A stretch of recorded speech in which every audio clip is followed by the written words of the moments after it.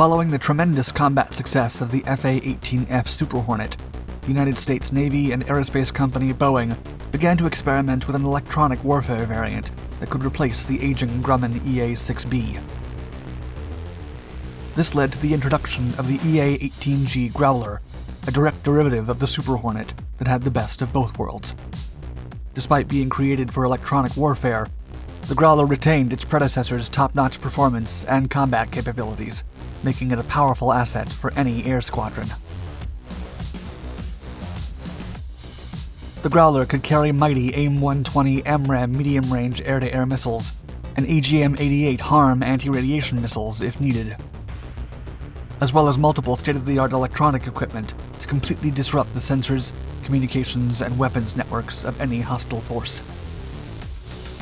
All these features came in handy during Operation Odyssey Dawn in 2011, when a squad of Growlers was deployed to enforce a no-fly zone over Libya and halt Muammar Gaddafi's plans during the extremely violent civil war.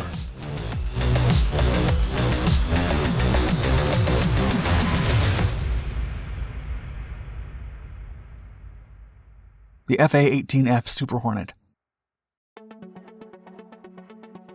The Boeing FA-18F Super Hornet is a twin-engine, carrier-capable, multi-role fighter aircraft variant based on the successful McDonnell Douglas FA-18 Hornet. It is armed with an internal 20mm M61 Vulcan cannon and air-to-air and air-to-surface missiles. The aircraft is highly customizable and can even be used as an airborne tanker with an external air-to-air refueling system.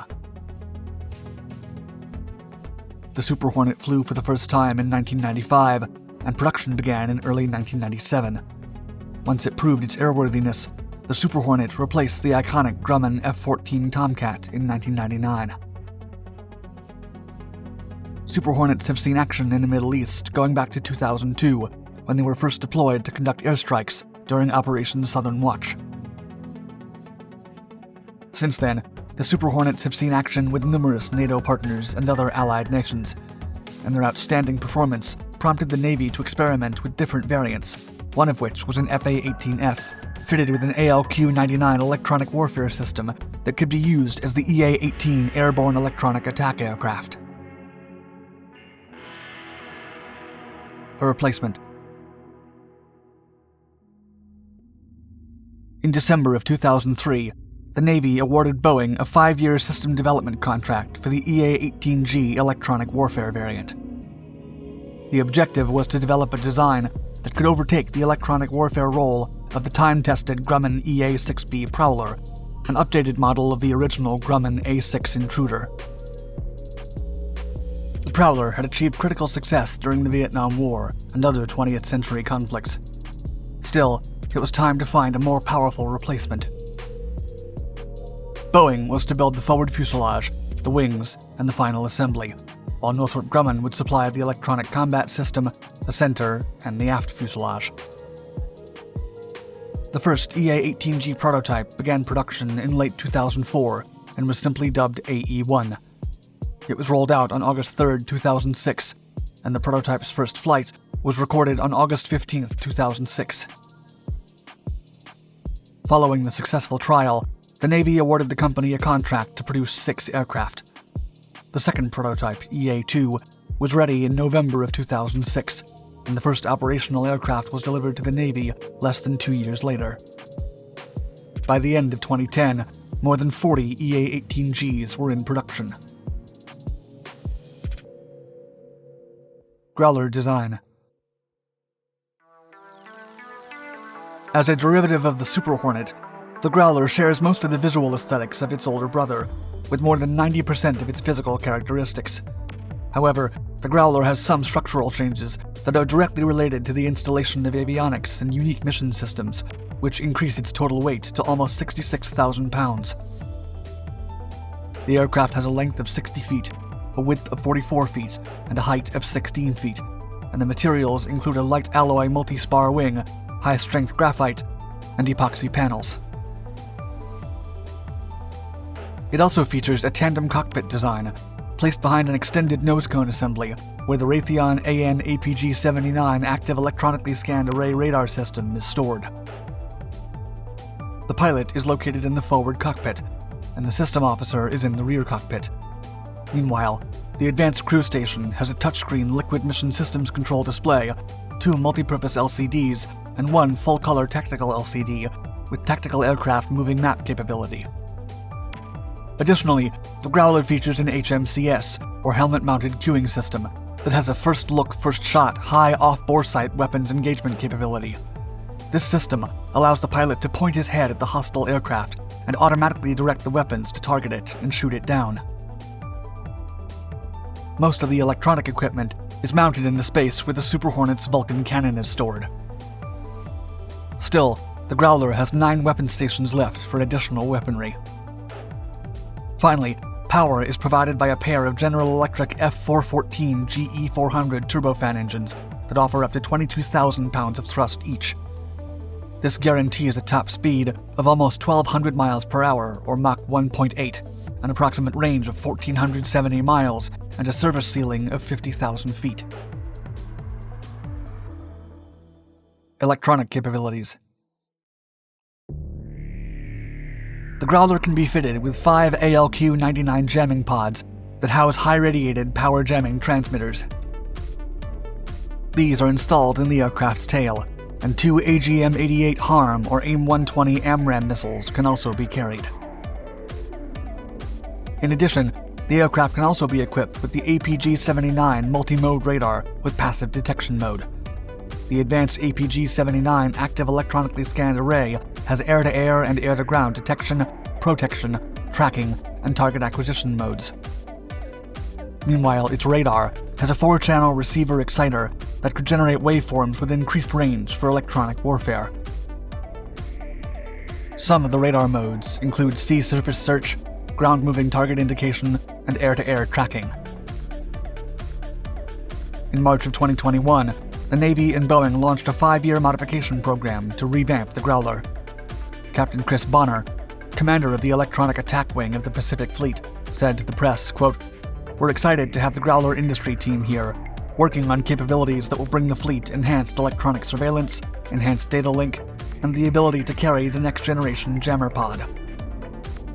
This new jammer will increase the electronic attack capabilities of the Growler, enhancing its ability to transfer data faster and more securely.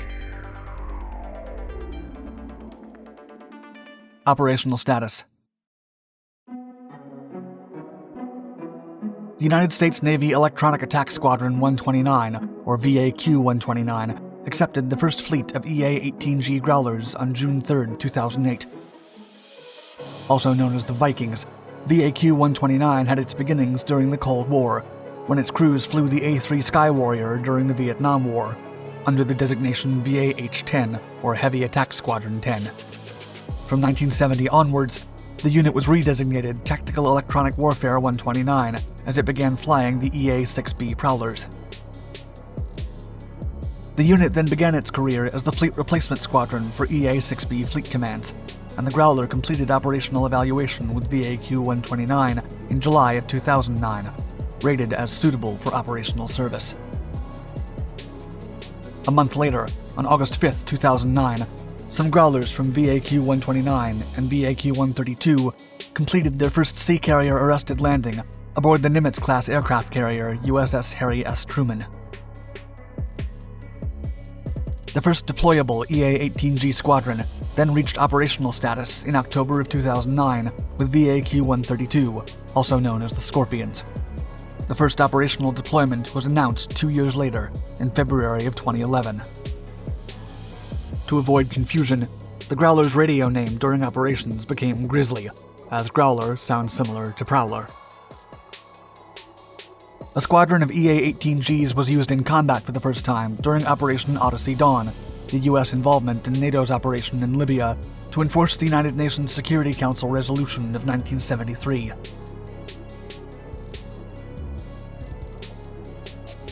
The operation's objective was to implement a no-fly zone, to prevent government forces under dictator Muammar Gaddafi from carrying out air attacks on rebel forces.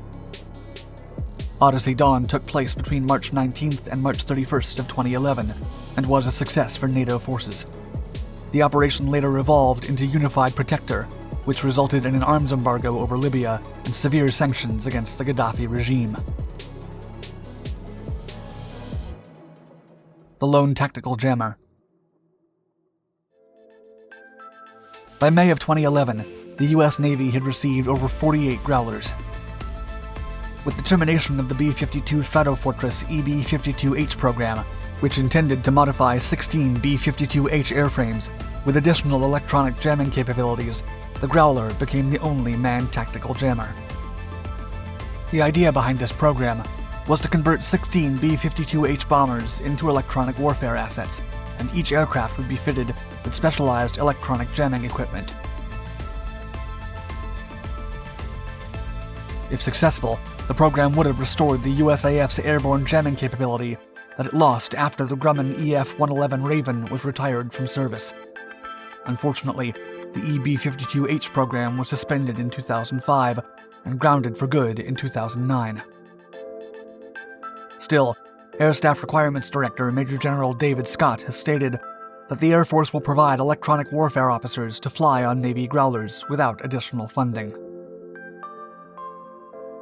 Royal Australian Air Force Growler.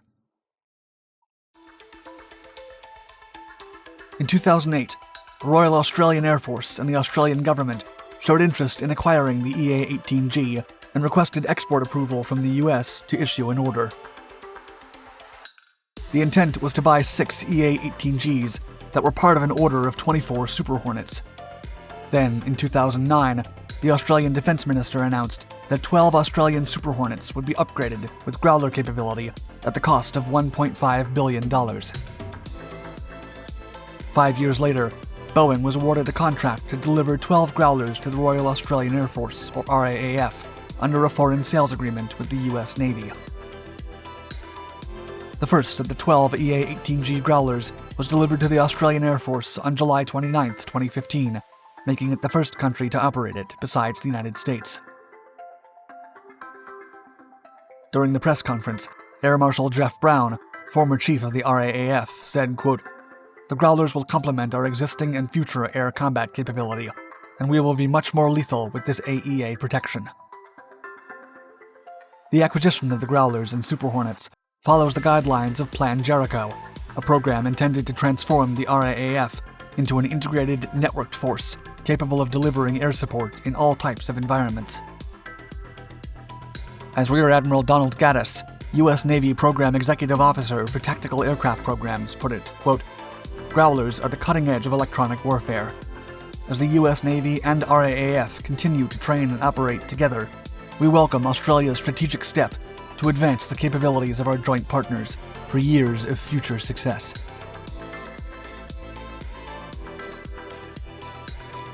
Thank you for watching our video. Please like and subscribe to our Dark Documentaries channels to find more exciting historical content. And don't forget to hit the bell icon to be notified of our newest videos. Stay tuned.